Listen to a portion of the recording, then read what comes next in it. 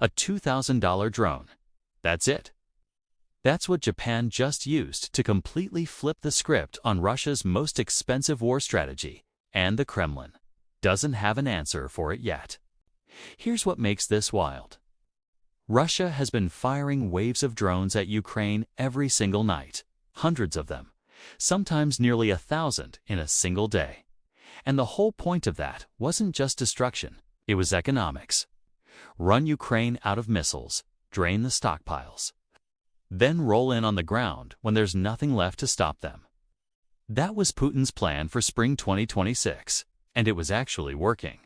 Until a Japanese tech CEO flew into a war zone and changed everything. So let's back up a little, because this story has layers. Russia's drone of choice is the Shahed. It's slow, it's ugly, and it costs about $50,000 a pop. Now you might think, 50 grand? That's not cheap. But the thing is, Ukraine was shooting these down with Patriot missiles. And a single Patriot missile costs between $2 and $4 million. Every single time Ukraine fires one to take down a $50,000 drone, Russia is winning the money game by a factor of 40 to 1. Russia could afford to lose every single drone and still be ahead financially. That's how lopsided this was. And Russia knew it. That's exactly why they kept sending more drones, more pressure, more drain on Ukraine's defenses. They were playing a war of attrition, and the math was brutally on their side. Now, here's where things get interesting. On March 31, 2026, two men shared a stage in Kyiv. One was Tukig, the CEO of a Japanese tech company called Terra Drone Corporation. The other was Maxim Klemenko, CEO of Ukrainian defense firm Amazing Drones. And what they announced that day was the kind of thing that makes military strategists sit straight up in their chairs. They were going to build a new interceptor drone called the Terra A1, and they were going to build it right there in Ukraine near the front lines during an active war. Most people's first reaction to that is, "Are you insane?" And honestly, that reaction makes sense. Because Kyiv has been one of Russia's most targeted cities. Missiles, drones, strikes. The city has seen it all. Announcing a drone production facility anywhere near that area sounds less like a military decision and more like painting a bullseye on yourself. But here's the thing, they understood that most people missed. Big centralized factories are easy targets. Everyone knows where they are. Russian intelligence maps them. Russia fires a missile, factory's gone. So instead, Ukraine spreads production across dozens of small, hidden, underground workshops. A few workers here, a few workers there. No single point of failure. One worker alone can assemble to Terra A1 drones per day. And the first production run is projected to produce 1,000 units, all going straight to the Ukrainian armed forces. Now let's talk about what this drone actually does, because this is where it gets really good. The Terra A1 can hit 300 kilometers per hour. The Shahed drone, it's hunting, about 185 kilometers per hour. So the Terra doesn't just intercept, it chases. It runs down its target. It has a range of 35 kilometers and can stay in the air for 15 minutes, which is exactly enough time to find and destroy a target in one clean mission cycle. And because it runs on an electric motor, it's nearly silent. Low heat signature. Radar doesn't pick it up easily. It comes out of nowhere and takes the target out before anyone even realizes it's there. And the cost of all that? $2,000. Think about the math. Ukraine spends $2,000 to destroy a $50,000 Russian drone. Russia spends $50,000 and loses. Ukraine gains. Every single intercept is a win, not just tactically, but financially. Ukraine is paying 1/20th of what Russia spends per kill. 1/20th. Russia's entire attrition strategy just got flipped on its head. But it gets even more alarming for Moscow. Both companies have already announced their next goal: full autonomy. No human operator needed.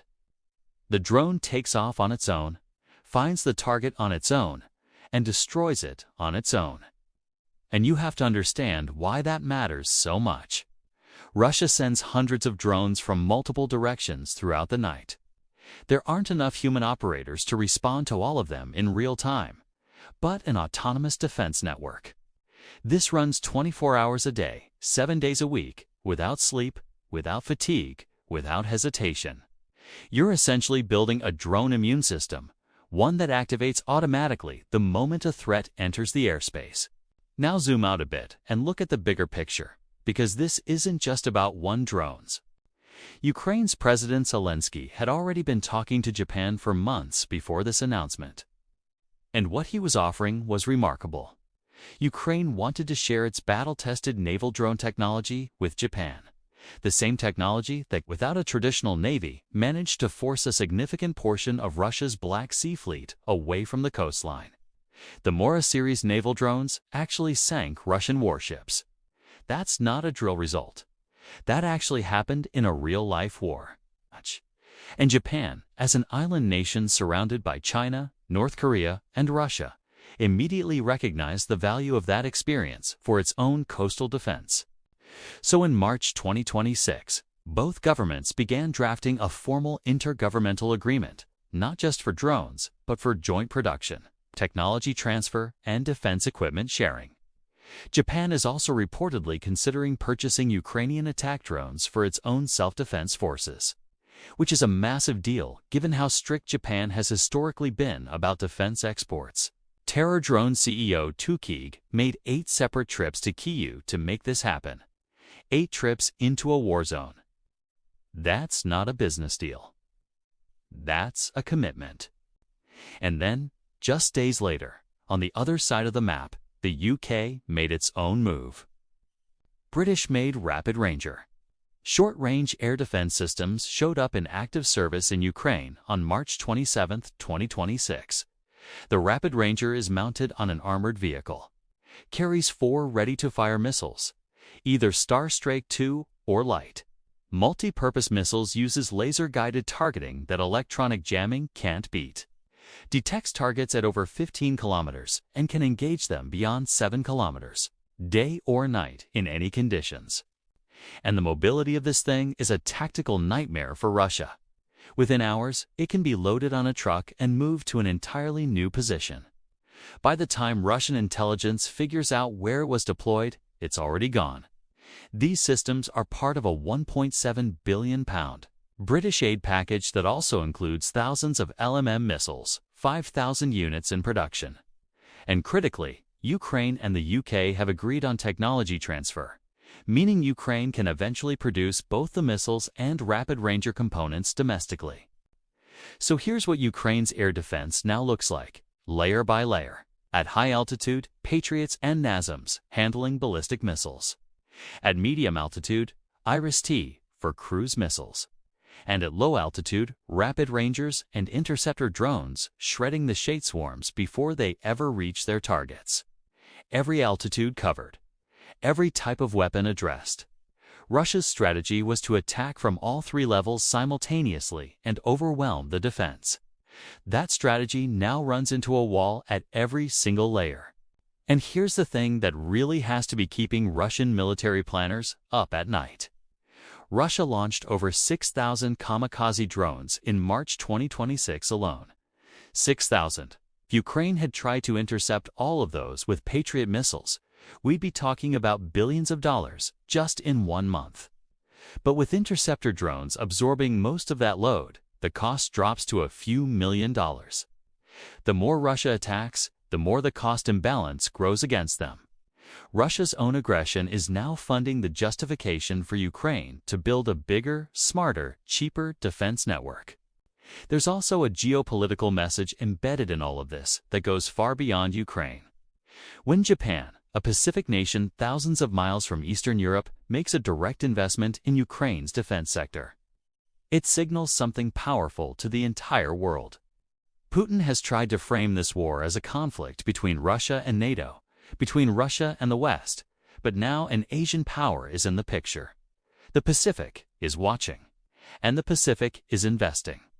That reframing matters enormously on the world stage.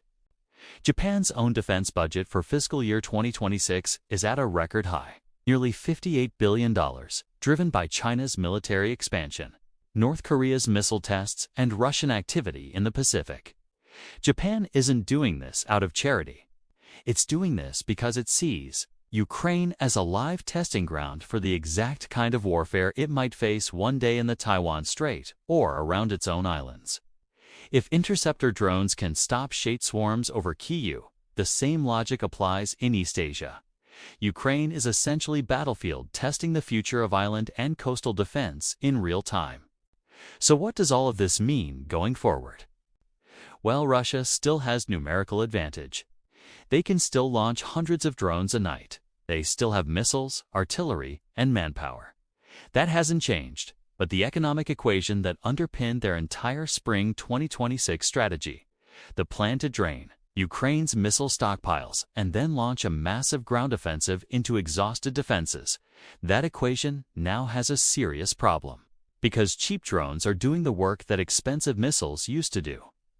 The stockpiles aren't draining the way Russia planned, and every new wave of Shaheds just accelerates the production and deployment of more interceptors.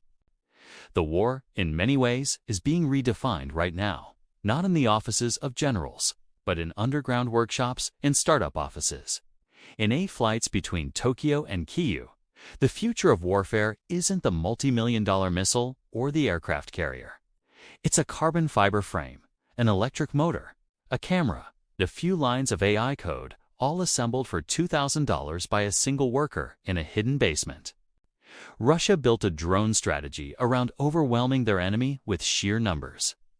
What they didn't count on was that their enemy would find a way to match those numbers at a fraction of the cost, and then get smarter, faster, and more autonomous with every passing week.